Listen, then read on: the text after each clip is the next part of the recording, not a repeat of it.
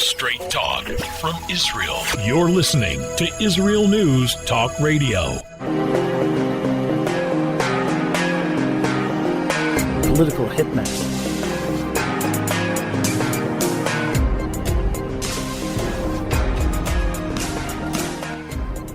I'm Howie Silberger, your political hitman, right here on Israel News Talk Radio.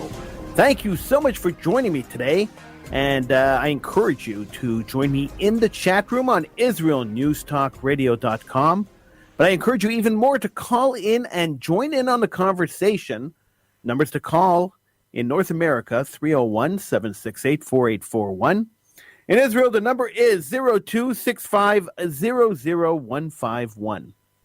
Today is Remembrance Day in Israel.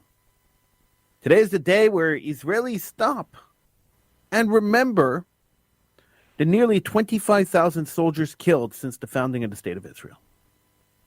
Why is it important to remember? And why does Remembrance Day come a week after Holocaust Remembrance Day and a day before Independence Day? How does a nation go from mourning their dead and mourning the people who defended them and built the nation to celebrating the founding of the nation, the birthday of the nation? It's an interesting roller coaster of emotions that happens in the couple of weeks where you have one Memorial Day, another Memorial Day, and then a celebration. And I think it's important that we understand how that happens. And talk about the question, the main question, which to me is, why do we remember at all? What is the point in remembering? What is the point in going back in history, looking at something and saying, I remember when that happened, or looking at the dead and saying, I remember those, even though they died 50 years ago. I wasn't alive. I remember them, and I still mourn their death. How do we do this? Why do we do this? And what is the purpose of doing this? That's what I want to look at. And I want you to join me in the conversation. So you can join me in the chat room at IsraelNewsTalkRadio.com. You could call in 301-768-4841 in North America. In Israel, 0265000151. I'm Howie Silberger. This is Political Hitman on Israel News Talk Radio.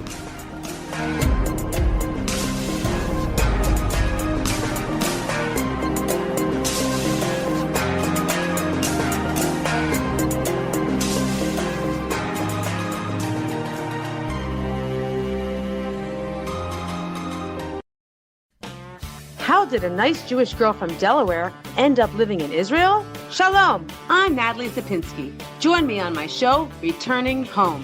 Meet different people who have moved to Israel. Hear their personal stories, their highs, their lows, and everything in between. Each week, we talk to experts on immigration and the process of moving to Israel. Listen to Returning Home every Thursday, only on Israel News Talk Radio.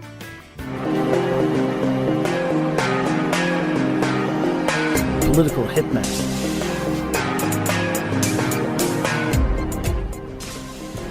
I'm Howie Silberger, your political hitman, right here on Israel News Talk Radio. Welcome to the program. Join me in the chat room at IsraelNewsTalkRadio.com. You could call in. The numbers to call are 301-768-4841 if you're in North America. If you're in Israel, the number is 0265000151. Those numbers, of course, are found on the top of the page at IsraelNewsTalkRadio.com. So today is Israel Remembrance Day, the day that Israelis stop to remember the soldiers that have fallen in defense of the State of Israel, fighting to create the State of Israel, fighting in the wars of the State of Israel. It's nearly 24,000 people who have died since 1940, 48, even a little before that. It's just around 24,000 people. It's a lot of people in a small country. Why do we remember? Why do we go back? I teach history in high school, and when I go into a class, especially younger grades, so if I go into a middle school class, grade 7, grade 8, And I say, okay, we're learning history today, and today we're going to learn about the Roman Empire. And they look at me and they say to me, why would I care about the Roman Empire? Why would I care to look back in history and see how other people lived and remember how these people lived? Why is it important for me to know this stuff? And it's a constant question. It's a question I get asked all the time when I teach history. Why should I care? What difference does it make? And I always answer the same thing. I say, if we don't remember history and we don't understand the trends of history and how history works, we're bound to repeat the mistakes of the past. And so this is why we look back and learn history in school, so we can understand where a society came from, where it was, how it changed, where it came from, and why it is the way it is today. And this is why we learn history in general. It also helps give us perspective. So when you look at a situation happening, you could recognize signs of things that have happened in the past and say, I want the end result to be a little different than it was in the past. So this is the way it played out. Maybe we could pull back a little bit and change the way it plays out so that it's not the same. We don't have the same result if the result was disastrous, or maybe we can have a better result if the result was good. We can have a better result if we do another way. Historical perspective always helps in making decisions, policy decisions for politicians, and decisions for everyday life.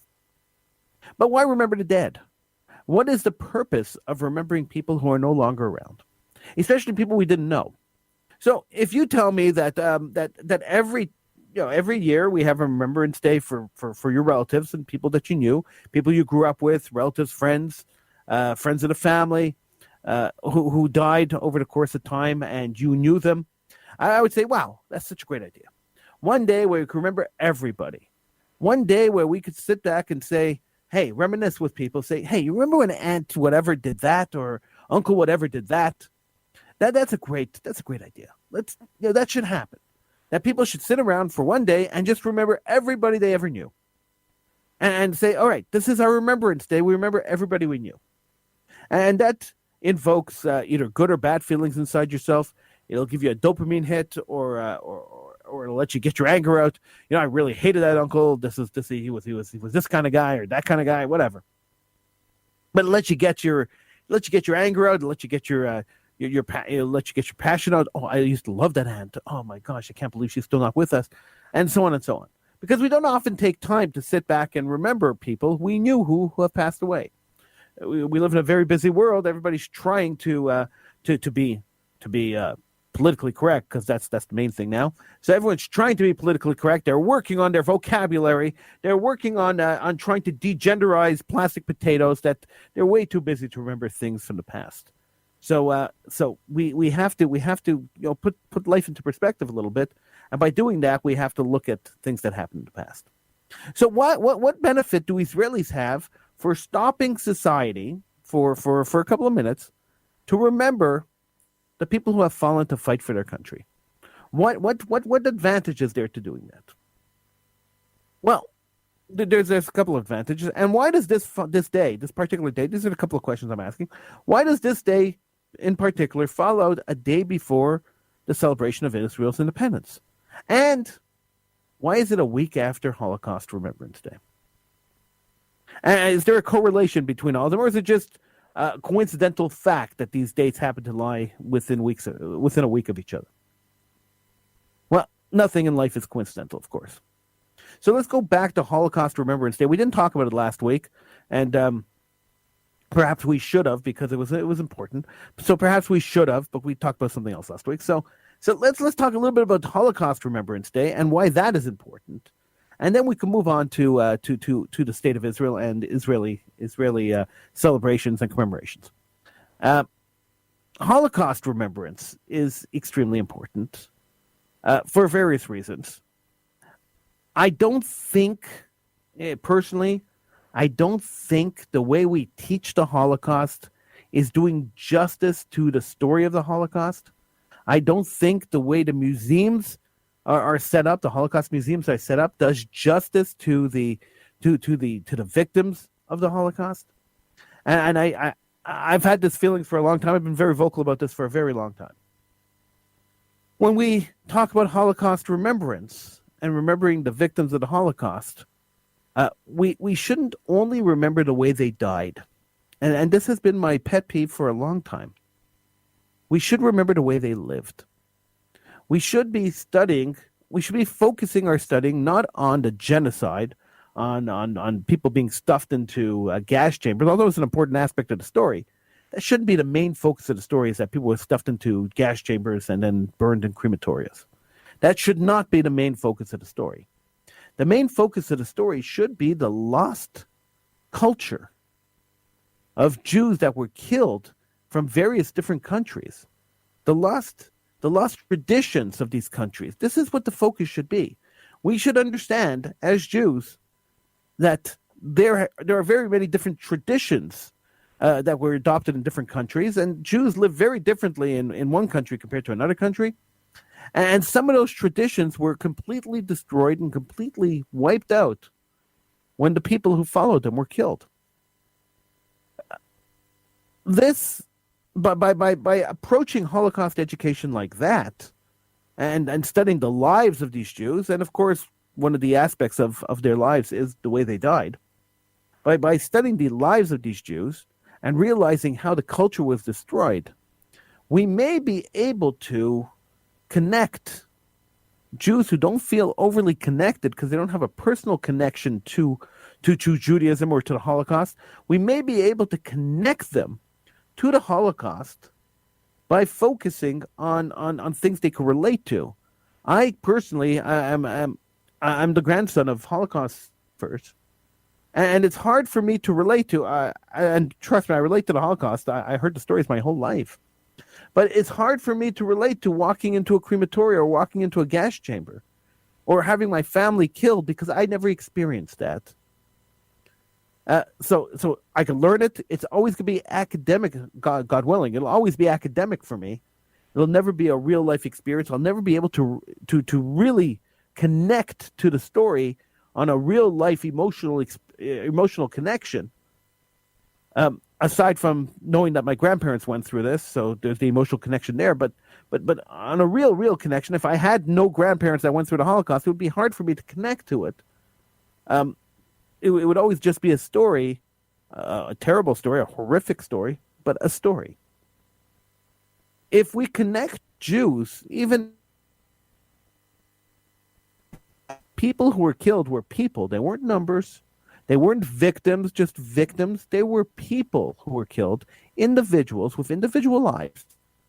Now, I know recently Holocaust museums have tried to do that. They've been giving out names of victims, and you could adopt a Holocaust victim for your bat mitzvah. You could I know some of the schools, they had little memorial candles they set up with Holocaust victims' names on them.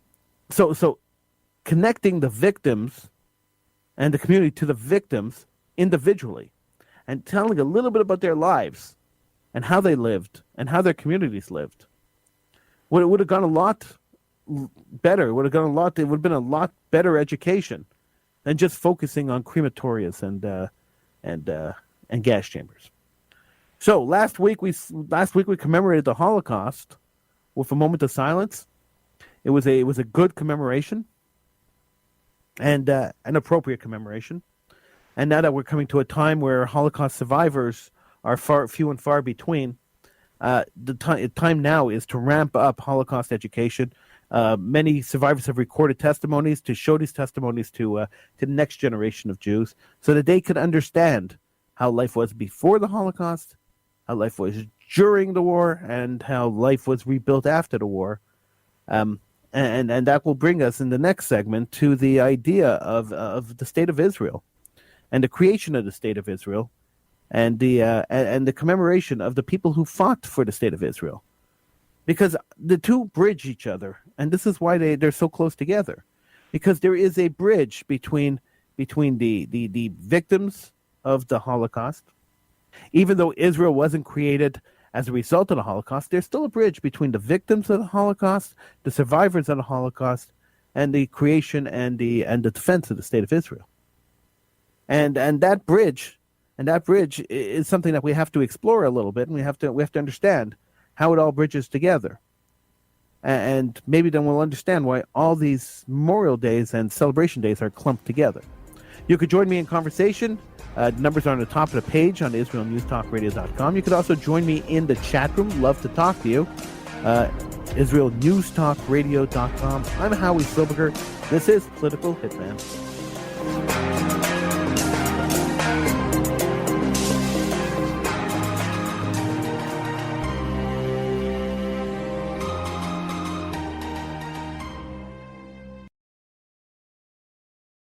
Shalom, everybody. Making a difference often takes just one moment and one person at a time.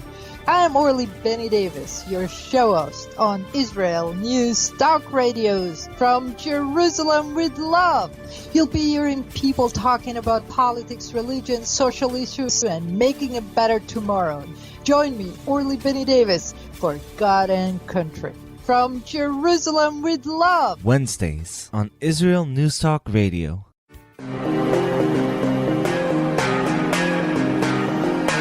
Political Hitman.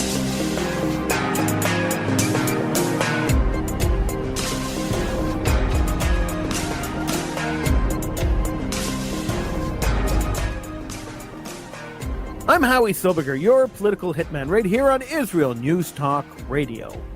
I invite you to join me in the chat room at IsraelNewsTalkRadio.com. You could call in North America. The number is 301-768-4841. In Israel, the number is 02-6500-151. Love to hear from you. The idea of remembering is what we are talking about today. Today is Israel Remembrance Day. Tomorrow is Israel's Independence Day. And so it is a strange thing to stop and remember and then to start celebrating. It's really a strange thing, and it's strange every year. And I thought we could look at this. So we talked a little bit about the Holocaust. Holocaust Remembrance Day was last week. We talked a little bit about the Holocaust and remembering the Holocaust and why remembrance of the Holocaust is important. Remembering the lives, the way people lived rather than the way people died is important. It's important to understand the way they died and understand that genocide is terrible and a horrific thing and should never happen again to anybody. But systematic genocide of the Holocaust was unique compared to other Holocausts, other genocides that have happened. Excuse me, there's only one Holocaust, but other genocides that have happened. The systematic murder of the Jewish people was extremely unique, much more unique than some of the other genocides, than all the other genocides, which made the Nazis particularly more evil. Now, moving on, we 1948, Israel was declared a state, and many people who survived the terrors of the Holocaust, the terrors of Nazism, fought for the independence of the state of Israel.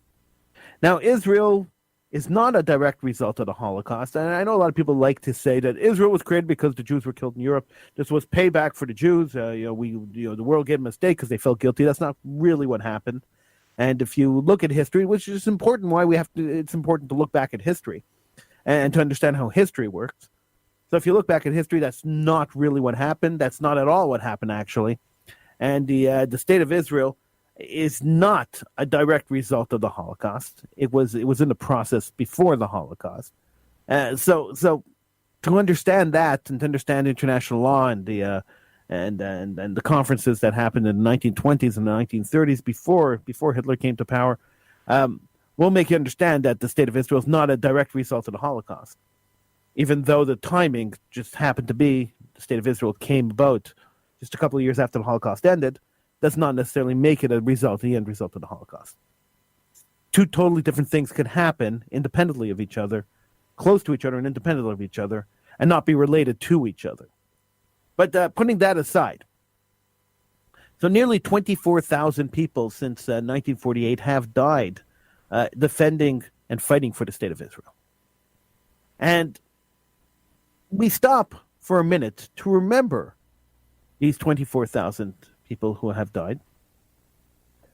because they sacrificed their lives so that the people living in Israel can live in peace. They sacrificed their lives so that there could be freedom. And we take freedom for granted.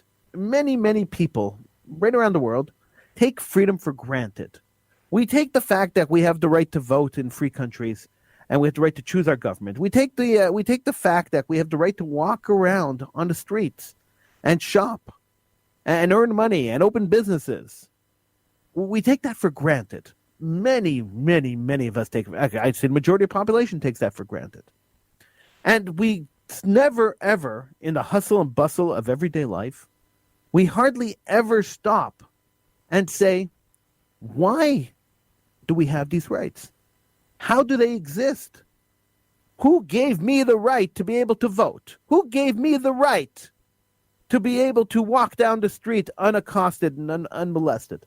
Who gave me the right to be able to sit here and talk to you on this radio station? Who gave me this right? Now, I could say on the radio station tomorrow, Yona called me and we made an arrangement. We go through the story, but that's not the answer. The answer is the only reason that we are not living in a dictatorship. The majority of the people listening to my voice or watching me on the various platforms that I'm broadcasting on, the majority of people who are partaking in this show do not live in a dictatorship. And the reason we do not live in a dictatorship is because we had military men and women who got up and fought before us. They fought for our freedom. They fought for our rights. They fought to defend our way of life. And these people, in general, get killed in their defense of the country. They get killed. They get buried. And they get remembered by their families in general. We hardly ever stop to say thank you. We hardly ever stop to say, I appreciate the fact that this person died so that I have the right to do what I do. And that we fight a lot. There's left-wing, right-wing fights. There's political fights. There's political correctness versus people who just want to live a normal life fights. There's all these mundane and crazy things we do. All this nuttiness that you hear from around the world. And all that is possible. And it's only possible because people sacrifice their rights, their lives, to give us that right. People sacrifice and get killed. They go into the line of duty. They walk into danger and get killed to defend our rights to do this. And for that, we must stop at least once a year. We should be doing this more than once a year, but at least once a year, we have to stop and we have to think, even if I don't know anybody, and by the way, in Israel, everybody knows somebody who was killed who was killed either as a soldier or by terror or something. Everybody knows somebody. There's no life there's nobody living in Israel whose life has been untouched by people dying in service of the country. So we have to stop at least one time a year to say thank you, to say I remember and I acknowledge the fact that you sacrificed yourself and that somebody sacrificed their lives so I could stand here and argue with you about the sex of a potato. Sure, it may sound trivial. It may sound stupid that I could argue with you about something as stupid as that. But somebody sacrificed their lives to give me that right. To give me the right to go to a voting booth and not have a gun to my head on who I will vote for. To give me the right to send my children to school and not have to worry that they're not going to get an education or they're going to get some education where they're going to learn how to hate and how to kill other people. which is happening in certain segments of the population in the Middle East, but not in Israel. These people died to give us that right. And we have to stop for a second and say thank you. I say we acknowledge, we remember. We won't forget the sacrifice of these people. We will stand with their families and we will cry with their families, because in Judaism, we're all brothers and sisters, and every Jew that dies and every person that dies to help the Jewish people is a member of our families, and we mourn each and every one of them. And we have to stop. And we have to say, thank you. We have to say, we remember. And we will always remember indefinitely. We will always remember. And we will always be grateful for the results of your dedication and your sacrifice.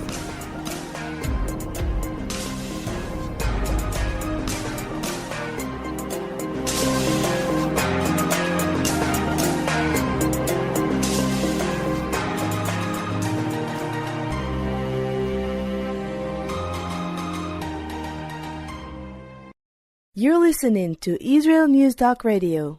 This is Shai Bentako, and each week I'll be webcasting to you from Judea, origin of the word Jew, a people besieged and beleaguered in every generation.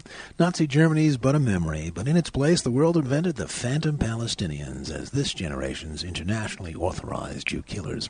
Tune in for a different slant on life in Israel, Phantom Nation, every Monday. Hi, I'm Rabbi David Aaron. The soul basics are the most profound, the most essential, and yet often the most neglected in our education. Join me for Soul Talk on Israel's News Talk Radio and discover the secrets to love, spiritual growth, and personal power.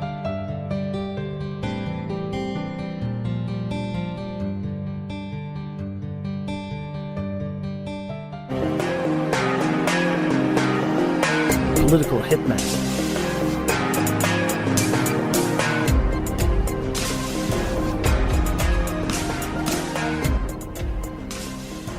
I'm Howie Silberger, your political hitman, right here on Israel News Talk Radio. You know, we do the show live, and sometimes technology is great when it works, and then sometimes it's not so great when it doesn't. So anyway, we will continue the show, and thank you so much for sticking with us and for being here on Israel News Talk Radio. You could join me in the chat room right here on IsraelNewsTalkRadio.com. You could, of course, call in. Numbers to call in North America, 301-768-4841. In Israel, 0265-00151. So we're talking about remembrance. And we're at the point where it's Israel Remembrance Day. We sit back and remember the soldiers that we lost, nearly 24,000 soldiers, in the founding and the defense of the State of Israel. And tomorrow, the country flips over and suddenly is in euphoria as they celebrate the anniversary of the State of Israel, the founding of the State of Israel. It's Independence Day. A day after Memorial Day is Independence Day. So how does somebody go from being sad and reflective to being happy and partying and being joyful? How does that happen? Most people, I mean, if you think about Jews, when somebody dies, you sit 7 days of Shiva. You sit and you mourn for 7 days. It's a full week of mourning. But here we mourn for 1 day and then we're off into party land. How does that happen? So it's quite simple. It's quite simple. It's a simple concept. The idea is that, yes, we're celebrating the lives of the people who died. We're celebrating the State of Israel, but we're also celebrating the lives of the people who died to create the State of Israel. Their achievement, we're celebrating. So it's great to say, all right, we're going to remember the people who died, and then a totally separate ceremony, a totally separate celebration 6 months later to celebrate their achievement. Doesn't make sense. It's not logical. You can't do that. So taking 1 day to say, we appreciate, we acknowledge and we appreciate the people who sacrificed their lives in order to create the state of Israel, in order to give the Jews a homeland, in order to give the Jews a refuge from hatred, annihilation, and oppression around the world, to give the Jews an army, the people who died to help build an army that will save Jews wherever they're in trouble. We appreciate them, and the next day we want to celebrate their achievement. You can't say thank you to somebody without recognizing their achievement. You can't say thank you to somebody without saying, hey, listen, I am free to celebrate and to party and to say thank you because of your sacrifice. So having Independence Day a day after Remembrance Day makes perfect sense to me. I can't think of a better day to have it. I can't think of a better day to say, hey, listen, that's the sacrifice. This is the result. And the result is positive and continues to be positive. Israel is one of those countries that forces young kids, basically 18-year-olds, to go into the army. They have mandatory conscription. So kids must go into the army at 18. They start at 16 preparing for the army, and at 18 they're in the army. And sometimes, I mean, it's a sense of duty for Israeli kids. And sometimes they ask, why do I have to do this? I mean, they all understand the threat that Israel's under at all times. And, most Israeli children want to be part of the army. It's national pride. It's something that's built into them. But there are some that ask, why do we have to do this? Why would I have to do this? And taking the idea of remembering the sacrifice and celebrating the result of the sacrifice drives home the idea that there is a purpose to serving in the army. There is a purpose to being out there and defending the country. There is a purpose, and the purpose is that we live as a free people. That's the purpose. And yes, I'm pretty sure everybody, once they get into basic training or into specialized training, and they're running 100 kilometers with 500 pounds of material on them. Yes, I'm sure every single person who does this is asking the question, why do I have to do this? But at the end, they understand that in order to achieve and maintain the state of Israel, in order to keep the state going, in order to save the Jewish people who are living in the state, and there are more Jews living in the state than elsewhere. I mean, the numbers speak for themselves. In order to make sure that these people are safe, and that the enemies around them who have vowed to destroy them, and who have continued to vow to destroy them, and even in 2021 continue to vow to destroy them, even though the rest of the world doesn't care what these people say about the Jews, because the Jews don't rank. Even with all that, they understand that they are the people who are the border. They are the people who stand in between the enemies of the state and the innocent people of the state. They are the people wearing green who stand there and stop another genocide from happening, stop another Holocaust from happening. There are countries that exist in the Middle East they're not very far from Israel, that have avowed for years that they want to wipe every Jewish person off the face of the earth. For years they've been saying this. Groups like Hamas have it even written in their charter. They want to kill not Jews in Israel. They don't want to destroy the Zionist state. They want to destroy Jews everywhere. Iran, we want to bomb Israel. We want to nuke Israel. Without the people in green in Israel, without the soldiers, these haters, these psychopathic haters would achieve their goal.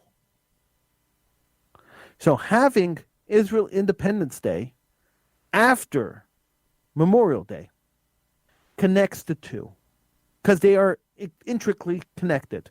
They are connected in a way that nothing else is connected. Without one, the other one wouldn't exist. Without the State of Israel and the founding of the State of Israel, we wouldn't have 25,000 dead soldiers.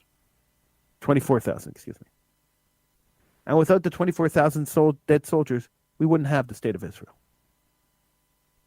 They are entwined forever. And so having them back to back drives home the point that one can't survive without the other. That we need them both, and we need them both to be strong. And we have to say, yes, they sacrificed their lives, but the greater good is still there. And the results of their sacrifice still exists. And the state is still strong and will continue to be strong. The strongest state in the region. The only country in the world that if a member of their tribe is in trouble anywhere in the world, they're out there to save them. No qualms, no thinking about it. They just go. There's no other country in the world that does that. There's no other country in the world that would ever dream of doing that. Who has the resources? It'd be 500 political arguments before they would even think of sending a plane or a soldier out to save somebody. And every soldier that works that's in Israel, every soldier that serves in the country understands that they personally are responsible for the sovereignty of the state. Every single one of them. Which is why, when Israel Independence Day comes around, and that'll be tomorrow, every single citizen of the state of Israel celebrates. Because every single one of them has served in the army. And they all understand the sacrifice. Every single person in Israel has lost somebody. And they all understand the sacrifice. They all understand it. And that's why the whole country celebrates. And that's why the whole country ignores the haters. They ignore the BDS people. They ignore everybody else. And they say, our country, we're going to celebrate our country. We're going to celebrate our independence. We are going to be happy people. We're going to live freely, be happy. And nobody is ever going to tell us that we can't have self-determination. Nobody's ever going to tell us that our state has no right to exist. Nobody's ever going to tell us that we don't belong in our own land and that we're not the indigenous people of the land that we live in. No one's ever going to tell us that we did not come home. Nobody's ever going to stand in the way. So we thank today the nearly 24,000 people who have lost their lives in the defense, creation, defense, and continued defense of the Jewish people. We thank today the families, the mothers, the fathers, the brothers, the sisters, aunts, uncles, cousins, of all the soldiers that have been lost since the founding of the State of Israel. We thank today, and we remember today, the sacrifice they made. And tomorrow we celebrate the results of that sacrifice. And for those of you who still have a problem with the existence of the State of Israel, for those of you who still have a problem, well, too bad. Get over it. I'm Howie Silberger. This is Political Hitman right here on Israel News Talk Radio. We're just about out of time. Thank you so much for listening. I will see you again next week on IsraelNewsTalkRadio.com.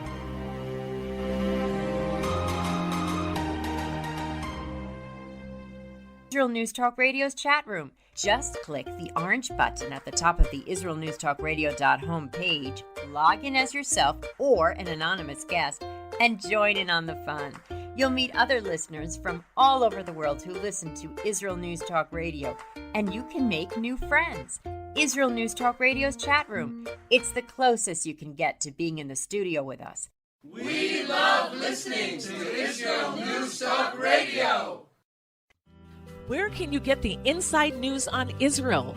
At Israel News Talk Radio, we're dedicated to sharing Israel's inside story with the world by providing our listeners with news on Israeli politics, current affairs, and Israeli Jewish culture.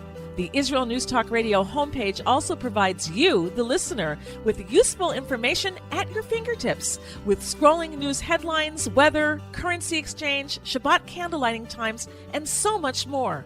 Our radio programming is always accessible and on demand. We operate absolutely free of charge for everyone, everywhere. If you love what we do, partner with us now by becoming an Israel News Talk Radio supporter. With your support, you'll be inscribed on our Israel News Talk Radio Wall of Fame. There's nothing like us in the world. Be part of something great.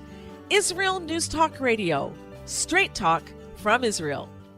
If you love Israel News Talk Radio, then you'll love our Facebook page. We keep you up to date on what's happening in Israel, plus little surprise treasures that we don't share on the radio. Go now to follow us on Facebook. Just look for the Israel News Talk Radio Facebook page, and don't forget to subscribe and follow us by clicking on the like button. We post great stuff there that you'll want to share. Israel News Talk Radio on Facebook and Israel News Radio on Twitter. News, opinion, and more. You're listening to Israel News Talk Radio.